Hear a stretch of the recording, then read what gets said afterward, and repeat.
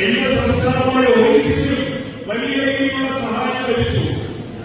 ഏകദേശം നൂറ്റാണ്ടോളമായി അവിടെ അവതരിപ്പിച്ചത്.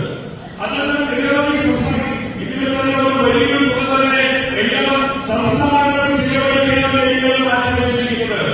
കേരളം പോലെയുള്ള കുറച്ച് സംസ്ഥാനങ്ങൾ ഇല്ലാത്ത ഒരു സംസ്ഥാനമാണ് ഉണ്ടായിരുന്നത്. എന്നാൽ 2024 ഒറീസയെ സമാധാനം നിശ്ചയിച്ചു. വികസനോന്മുഖമായ രീതിയിൽ നരേന്ദ്രമോദി ഉണ്ടായിരിക്കുന്ന കാലം നമുക്ക് വിശ്വസിക്കാവുന്നതിൽ അപ്പുറത്താണ്.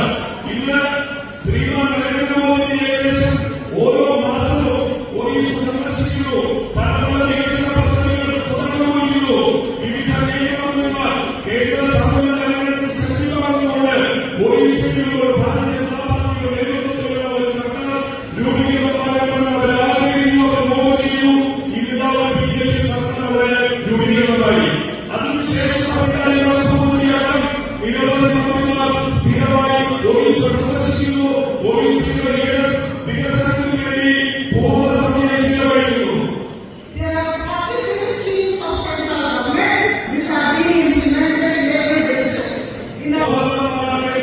നമ്മൾ ഓരോരുത്തരുടെയും ഉത്തരവാദിത്തമാണ്. എങ്കിൽ മാത്രമേ ഈ ഒരു മാറ്റം നമുക്ക് ഓരോ ഭവനങ്ങളിലും ഓരോ ഗ്രാമങ്ങളിലും കൊണ്ടുവരുവാൻ സാധിക്കുകയുള്ളൂ.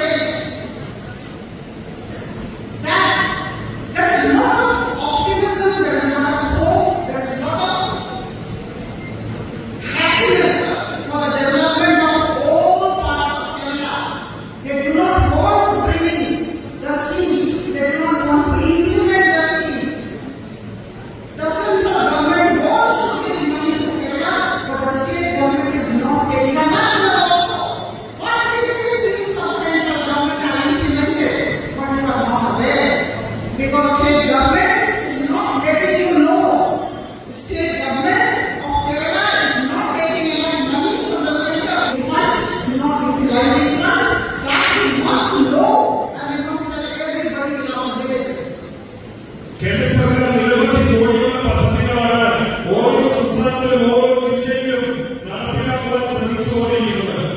ഇവിടെ വനമായി ചെലവഴിക്കുന്ന ഒരു പ്രവണതയാണ് ഈ നാട്ടിലെ സർക്കാരുകൾ നമ്മളോട് കാണിക്കുന്ന അനീതി. അതിനെതിരെ ഉടനെ പണമൊഴുകി നമ്മുടെ ചുറ്റുപാടുള്ള അയൽപക്കത്തുള്ള ഓരോരുത്തരെയും ഈ കേന്ദ്ര പദ്ധതികളെ കുറിച്ച് അവരെ ബോധകാരികളാക്കാൻ നിരവധി മന്ത്രിമാർ സ്ഥിരമായി ഒറീസ സന്ദർശിക്കുന്നു. ഒറീസയുടെ വികസനത്തിന് വേണ്ടി പൂർണ്ണ സമയം ചെലവഴിക്കുന്നു.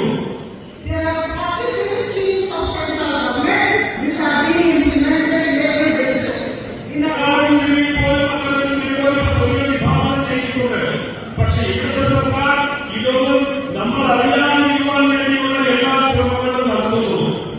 എത്ര ഫണ്ട് വെച്ചിട്ടുണ്ടെങ്കിലും ഈ ഫണ്ടൊക്കെ എടുത്ത് ചിലവഴിക്കാതെ നമ്മൾ ഓരോരുത്തരുടെയും ഉത്തരവാദിത്തമാണ്. എങ്കിൽ മാത്രമേ ഈ ഒരു മാറ്റം നമുക്ക് ഓരോ ഭവനങ്ങളിലും ഓരോ ഗ്രാമങ്ങളിലും കൊണ്ടുവരുവാൻ സാധിക്കുകയുള്ളൂ.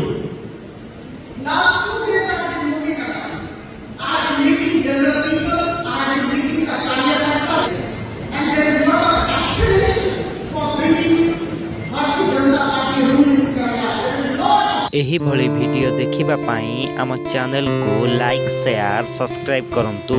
Bureau report Odia news.